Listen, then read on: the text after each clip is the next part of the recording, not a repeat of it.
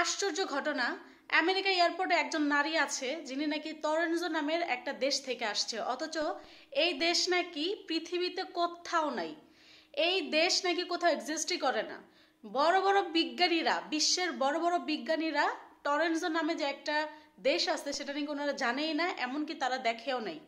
তারা পৃথিবীর কতটা দেশ আছে, কতটুক এক একটা দেশে কতটুক করে জায়গা সেটা পর্যন্ত তারা জানে, মানুষ কতজন সেটাও তারা জানে, অথচ টরেনজো নামের যে একটা দেশ আছে সেটা নাকি তারা জানেই না।